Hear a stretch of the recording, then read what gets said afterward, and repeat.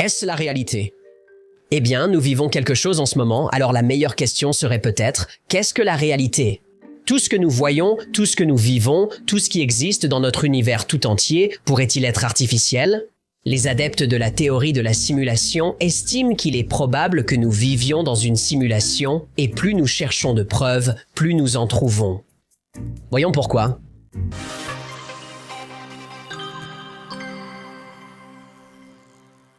L'idée d'un univers simulé n'est pas récente. Des théories semblables existent dans des cultures anciennes du monde entier. La théorie moderne de la simulation vient de Nick Bostrom, un philosophe d'Oxford qui a écrit un article influent sur le sujet en 2003. Bostrom présente le trilemme de la simulation, affirmant que si vivre dans une simulation est possible, l'une des 3 propositions doit être vraie. Premièrement, nous nous détruisons avant de pouvoir créer une simulation. Deuxièmement, nous pouvons en créer une, mais choisissons de ne pas le faire. Troisièmement, nous sommes déjà dans une simulation. Bostrom estime que chaque possibilité est aussi probable. Je ne trouve pas cela controversé. Nous utilisons des modèles informatiques pour étudier la population, prévoir la météo et pour le divertissement. Nous simulons tout.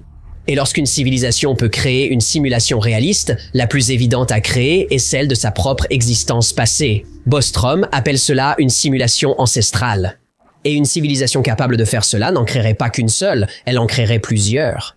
Et ces civilisations simulées pourraient créer leur propre simulation de l'univers, encore et encore, comme des poupées russes de la réalité.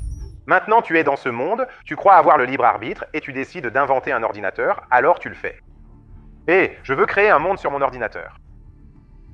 Ce monde crée un monde dans son ordinateur. Puis il existe des simulations à chaque niveau. Interrogé sur la probabilité que notre réalité soit la réalité de base, Elon Musk a donné son avis. Nos chances d'être dans la réalité de base sont infimes, 1 sur des milliards.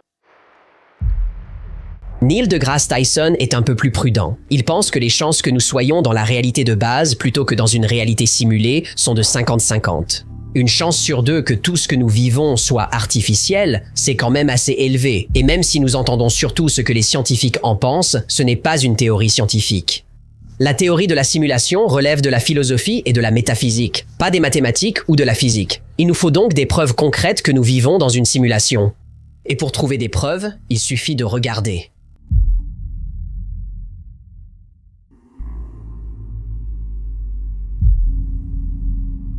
Commençons par le début. Il n'y avait ni espace ni temps. Le contenu de tout l'univers était concentré à la taille d'une balle de tennis et avait une température d'un quadrillion de degrés. Puis soudainement, le Big Bang. Tout explose vers l'extérieur plus vite que la vitesse de la lumière. Puis, environ 14 milliards d'années plus tard, nous avons des galaxies, des planètes, des glaces et de la K-pop. Je peux me passer de la K-pop. Moi aussi.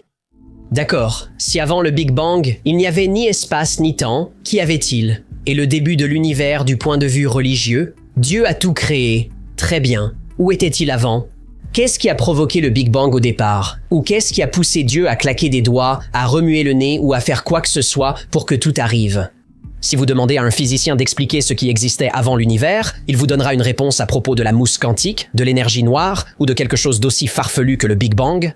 Demandez à un théologien ce qui existait avant que Dieu ne crée l'univers, et vous obtiendrez une réponse tout aussi déroutante. Mais ce qui a du sens, c'est que l'univers était simplement là, en sommeil. Puis quelqu'un, quelque part, a décidé de lancer un programme, et dans ce programme, notre programme, se trouvent toutes les lois de l'univers. L'électromagnétisme et la gravitation sont au programme. La vitesse de la lumière a une valeur. Le code inclut les constantes de Planck pour la masse, la vitesse et le temps.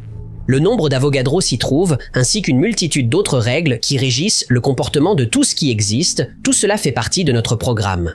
Même la conscience fait partie de notre simulation. Si vous ignorez la théorie de la simulation, cela peut sembler tiré par les cheveux. Mais certains des scientifiques, technologues et philosophes les plus respectés au monde pensent qu'il est plus probable que nous vivions dans une réalité artificielle. Alors, comment pouvons-nous le prouver?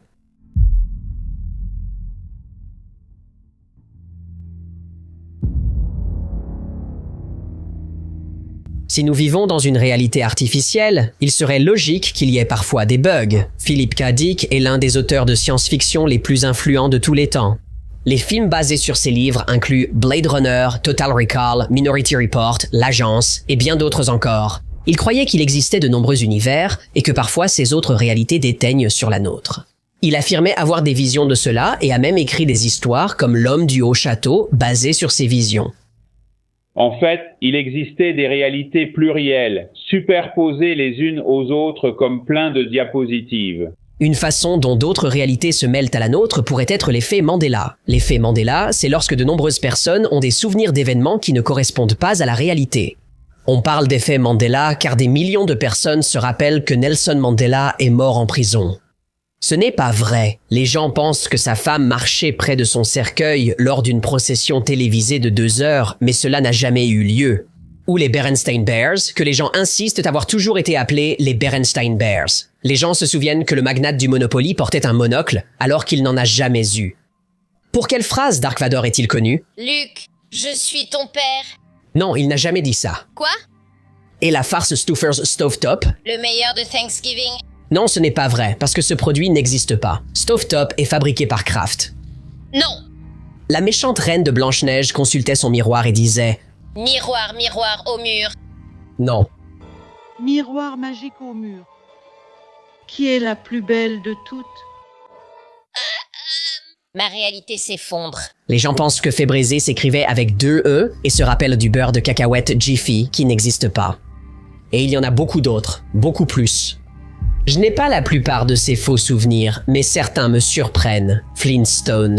Il y a 2 T, alors que je me souviens qu'il n'y en avait qu'un. Et qu'en est-il du logo Fruit of the Loom? Je pourrais jurer qu'il ressemble à ça. Mais ce n'est pas le cas. Voici le vrai logo. Il n'a pas de corne d'abondance. Une corne de quoi? Un panier. Alors dis juste panier, bon sang. À la fin de Moonraker, un James Bond à la fois mauvais et génial, je me souviens que la petite amie de requin portait un appareil dentaire. Je veux dire, je m'en souviens bien. Pourtant, elle n'en avait pas.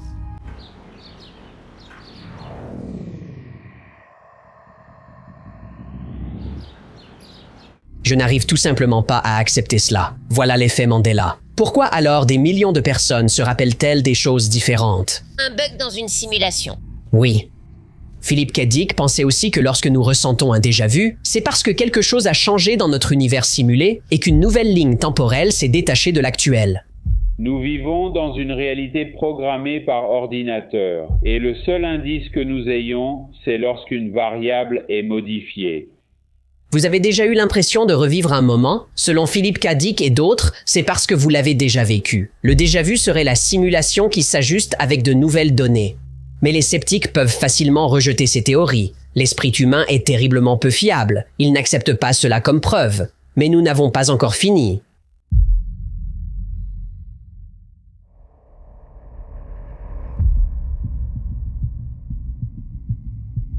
Nous vivons dans un immense univers avec 200 milliards d'étoiles, et même si la vie est rare, on pourrait penser qu'il y aurait des preuves quelque part. C'est le paradoxe de Fermi. Mais selon l'équation de Drake, il devrait y avoir plus d'1 million de civilisations technologiquement avancées rien que dans notre galaxie. En moyenne, la plus proche serait à quelques centaines d'années-lumière. Pourtant, il n'y a rien, du moins rien que nous puissions voir. Où est donc tout le monde?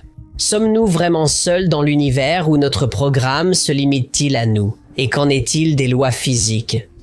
Max Tegmark, un cosmologiste du MIT, a déclaré que les lois strictes de la physique suggèrent la possibilité d'une simulation. Limiter la vitesse de la lumière est en effet un bon moyen d'empêcher vos Sims de s'aventurer trop loin de chez eux. Le physicien théoricien James Gates pensait que la théorie de la simulation était folle. Il a ensuite étudié les quarks et les électrons, découvrant un code de correction d'erreur caché dans les équations de la théorie des cordes. Donc t'es en train de dire qu'en creusant plus profondément, tu trouves un code informatique riche dans la trame du cosmos, c'est ça?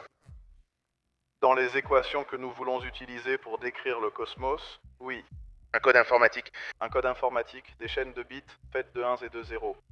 Le Dr Gates a changé d'avis sur la théorie de la simulation. En 2017, un groupe de scientifiques de l'Université de Washington a prouvé qu'ils pouvaient intégrer du code informatique dans des brins d'ADN. Tout dans la nature est mathématique. Regardez la suite de Fibonacci. La suite de Fibonacci s'obtient en additionnant les 2 nombres précédents. Donc, 1 plus 1 égale 2, 2 plus 1 égale 3, 3 plus 2 égale 5, 5 plus 3 égale 8, et ainsi de suite à l'infini.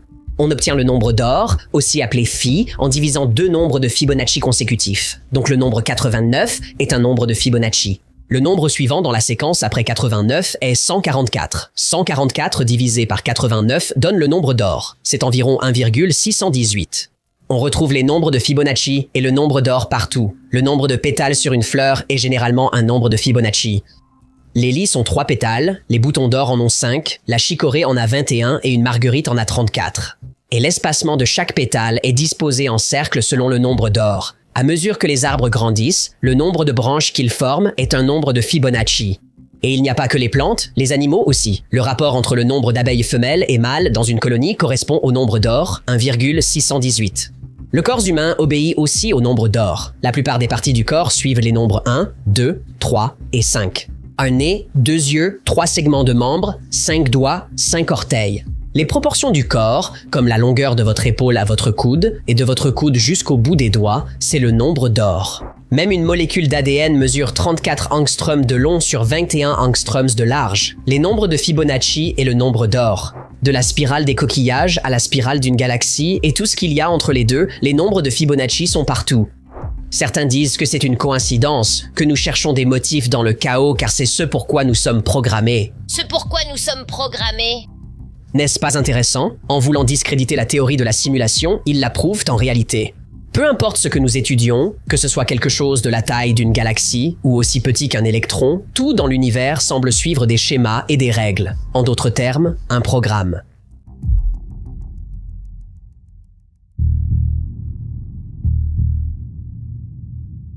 Simuler un univers entier nécessiterait une technologie bien plus avancée que la nôtre, mais cela reste possible à l'avenir. La loi de Moore dit que la puissance de calcul double tous les 18 mois, et cela s'est vérifié depuis environ 50 ans. Maintenant, cela ralentit un peu, mais seulement à cause de limitations physiques.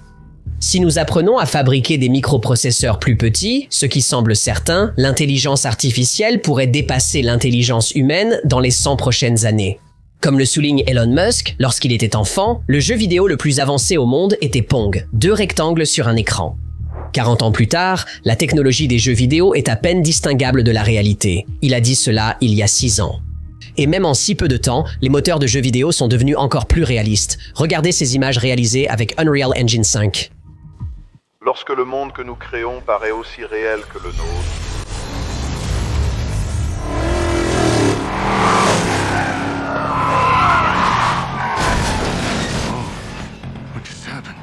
Imaginez à quoi ressembleront les jeux vidéo dans 6 ans, ou dans 60 ans, ou même dans 6000 ans. Mais pour simuler un univers tout entier, de quelle taille d'ordinateur aurons-nous besoin? Eh bien, on estime qu'il y a 10 puissance 80 atomes dans l'univers. Je vais l'afficher à l'écran pour le plaisir. D'accord, ça fait beaucoup. Si chaque particule a besoin de 128 bits pour calculer sa position et sa quantité de mouvement, on arrive à 10 puissance 83 bits. Et ça, c'est juste pour le stockage des données. Nous avons aussi besoin de puissance de calcul pour suivre chaque particule. Si on dit 2 opérations en virgule flottante par seconde, ou 2 flops par particule, on arrive à 2 fois 10 puissance 80 flops. Il n'existe même pas de mot pour ces nombres. Ceci concerne la puissance de calcul de la matière dans l'univers. Et l'intelligence humaine?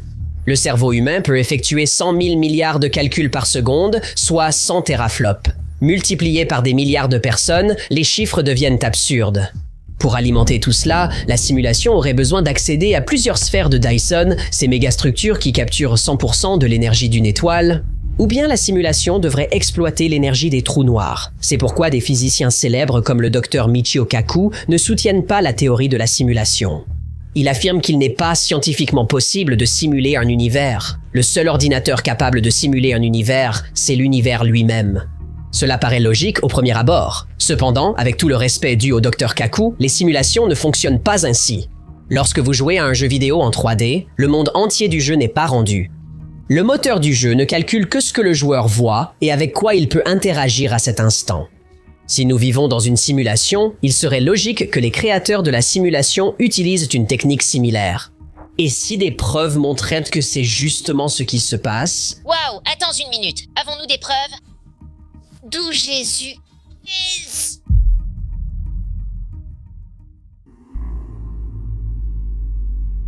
Les partisans de la théorie de la simulation citent souvent les jeux vidéo pour expliquer ou prouver que notre réalité est artificielle. Dans un jeu vidéo, seules sont affichées les données que le joueur voit ou avec lesquelles il interagit. Par exemple, une voiture ou un bâtiment distant d'1 kilomètre ne s'affiche pas en entier. Le moteur du jeu fournit juste assez d'informations pour que l'objet semble réel. Un bâtiment éloigné n'apparaît que par quelques pixels, rien de complexe. En vous approchant, le moteur affiche plus de détails, mais ce n'est qu'une façade. Il ne calcule l'intérieur du bâtiment que lorsque vous y entrez. Le moteur du jeu envoie toujours la quantité de données nécessaires, sans gérer le reste. Si nous vivons dans une simulation, notre réalité fonctionnerait pareil. On pourrait tester cette idée. Attends, que veux-tu dire par « on peut tester ça » ? Nous pouvons utiliser l'expérience des deux fentes. Voici comment cela fonctionne. En envoyant des particules en ligne droite vers un écran, après leur passage par une fente, on s'attend à voir ce motif d'agglomération. Si nous faisons cela avec une onde, on s'attend à voir un motif où les particules sont plus denses au centre et rayonnent vers l'extérieur, comme le motif d'agglomération. Avec une deuxième fente, cela devient intéressant. Chaque fente génère sa propre onde lorsque les ondes traversent la double fente. Lorsque ces ondes se croisent, elles s'annulent mutuellement.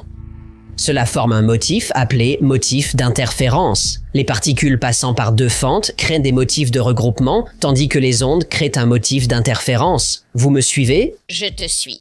Bien. En envoyant des électrons dans la fente, on observe le motif attendu. Un électron, doté d'une masse, est une minuscule particule. Ainsi, en envoyant des électrons par deux fentes, on devrait observer deux amas. Mais ce n'est pas le cas. Nous voyons une figure d'interférence, ce qui ne devrait pas arriver. Que se passe-t-il ? Pendant des années, les scientifiques ont pensé que les électrons entraient en collision et créaient ce motif. Dans les années 60, l'expérience fut modifiée. Un seul électron était envoyé à la fois à travers les fentes, sans possibilité d'interaction entre eux. Pourtant, un motif d'interférence subsiste. Pour en comprendre la cause, les scientifiques ont ajouté un détecteur pour observer les électrons traversant les fentes. C'est là que les choses passent de bizarre à paranormal. Dès que les détecteurs ont été installés, le motif d'interférence a disparu et le motif de regroupement est revenu. Retirez les détecteurs et le motif d'interférence des ondes réapparaît. Mais c'est un résultat différent de ce que nous avions tout à l'heure. Voici la dernière astuce que nous pouvons essayer avec les atomes. Vous savez, nous allons sûrement finir par maîtriser la situation. Laissez le détecteur là, mais allez simplement et discrètement le débrancher. Ne laissez pas les atomes savoir que vous ne les espionnez pas. Refaites l'expérience. Maintenant, si vous pouvez expliquer cela avec du bon sens et de la logique, faites-le moi savoir. Parce qu'il y a un prix Nobel qui vous attend. C'est comme si les particules savaient qu'elles étaient observées. Puis le physicien John Wheeler a eu une idée. Il l'a appelée l'expérience du choix retardé. Voici comment cela fonctionne. Des photons sont projetés à travers la double fente, mais le détecteur n'est activé qu'après qu'ils aient traversé la fente, mais avant qu'ils n'atteignent l'écran. Les photons étaient émis sous forme d'ondes, ils passèrent par les fentes sous forme d'ondes, mais lorsque les ondes étaient observées avant d'atteindre l'écran, elles se comportaient soudainement à nouveau comme des particules. Tu ne crois toujours pas à une intelligence à l'œuvre ? Eh bien, ce que l'expérience de Wheeler a montré, c'est que même si les électrons commençaient comme des ondes, mais se comportaient comme des particules après avoir été observés, au moment où la décision de les observer ait été prise, les électrons ont été enregistrés comme étant passés par les fentes sous forme de particules. Les électrons ont changé d'état en remontant le temps. Personnellement, je trouve que je penche davantage vers le point de vue de la théorie de l'information et je crois que l'univers dans lequel j'existe est une simulation de très bonne qualité, très réaliste. L'expérience se déroule désormais sur une table de laboratoire à très courte distance.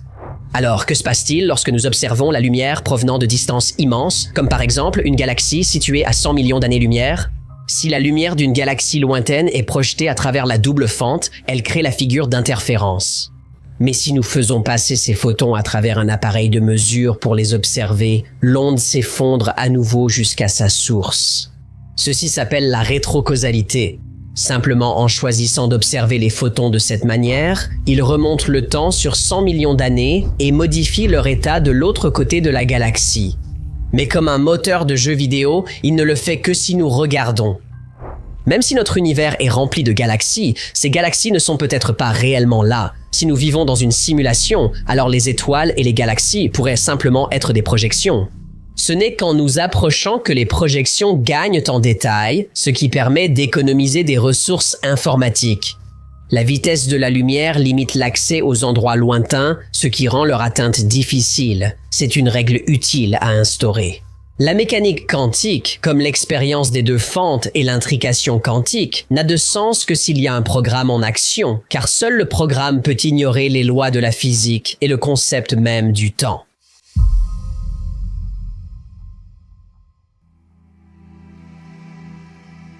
Un argument pratique pour la théorie de la simulation est qu'elle est irréfutable. Le Big Bang marque le début de la simulation. L'absence d'extraterrestres s'explique par leur absence dans la simulation. Pourquoi les ovnis semblent-ils enfreindre les lois de la physique? Parce qu'ils sont des programmes contrôlés par les créateurs de la simulation et n'ont pas à les respecter.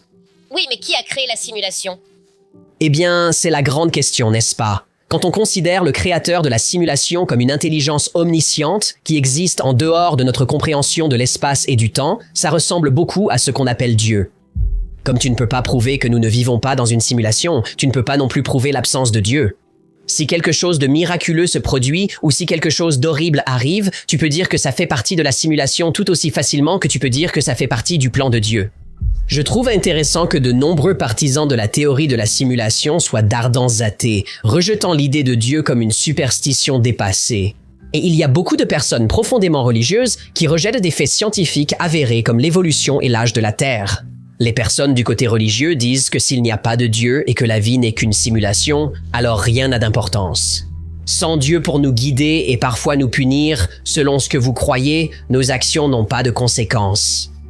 Je ne suis pas d'accord. Même si nous ne vivons pas dans la réalité de base, nos actions dans notre réalité ont des conséquences.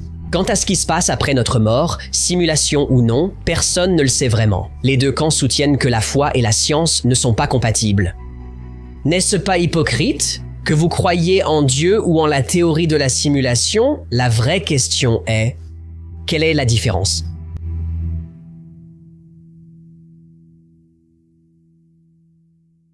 Merci d'avoir passé du temps avec moi aujourd'hui. Je suis Ajay, voici Ecclefish, c'était The Wi-Files. Si vous avez aimé ou appris quelque chose, merci de liker, vous abonner, commenter et partager.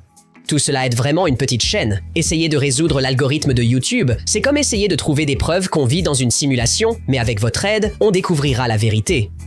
D'ici la prochaine fois, soyez prudents, soyez gentils et sachez qu'on vous apprécie.